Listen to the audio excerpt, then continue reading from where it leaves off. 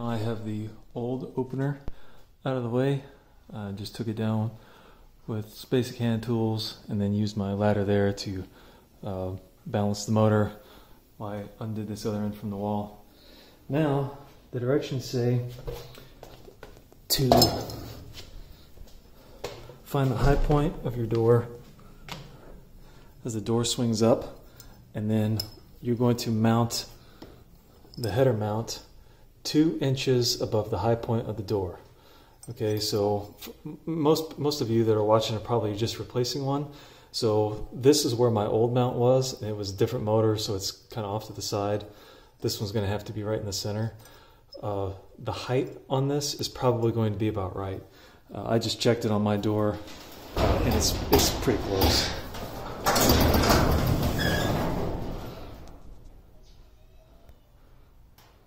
So there's the high point of my door, and I already took a straight edge and then pushed it back from the top of my door all the way back to the wall.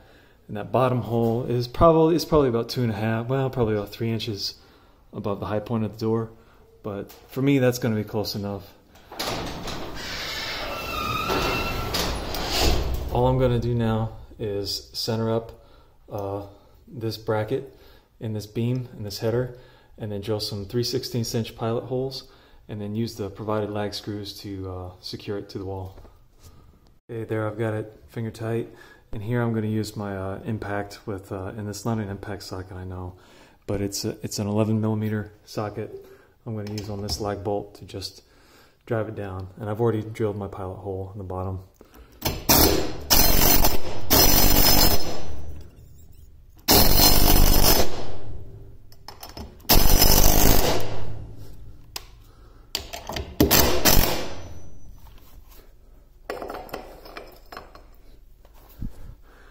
And I'll tighten that up with a ratchet, see where we are.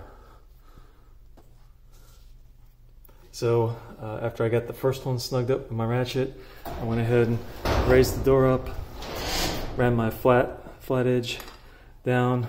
We come right down to here, so I'm right at that 2 inches above the highest point of your door. So I went ahead and drilled another 3/16 inch pilot hole here. Used my impact to run this down. If you don't have a, what do I do with it? There it is, that portal cable tool on the floor. If you don't have a cordless impact, you really need to get one. They really save you a lot of time. I also used it here, the door mounting hinge you can see I've got on. These are self-tapping screws that go into the aluminum.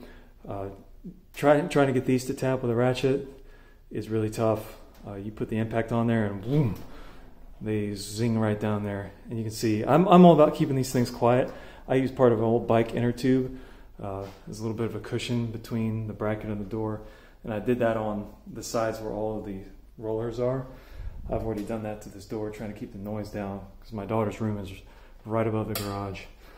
So that's that. Next step is we're going to get the motor and the guide into place. So the end here, there's going to be a pin that goes through that and that bracket up there. That's going to hold that up. I'm going to take the motor head. I'm going to set it on top of this ladder, and then I'm going to see where I need to mark and drill and mount up topside there. This right here is arguably the hardest part of the whole thing, getting this right. As you can see here, I've got one end of the track installed up here. Got the pin in, and I have the safety loop in, and I just have the other end just sitting down on the floor on some carpet, and then I'm gonna just lift it up, position the ladder under it, and put it on the ladder for right now. Just like so.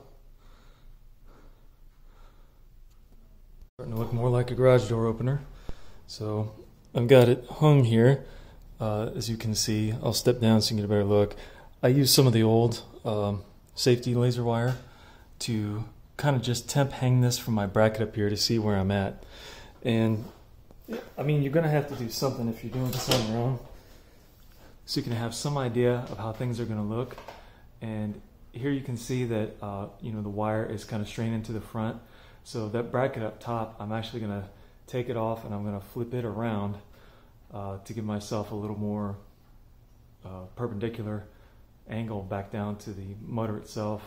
And I've got the level up there on the guide, and I need to move the motor up just a little bit. So that's what I'm going to do next. I'm going to take that bracket, flip it around, I think, and then I'm going to tighten up my wire a little bit, try to get that guide level.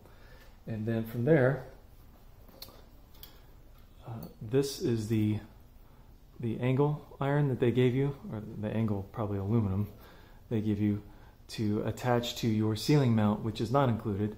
That's part of a storage kit that I actually haven't put up yet, that small piece of angle up there on the ceiling. So I'm gonna,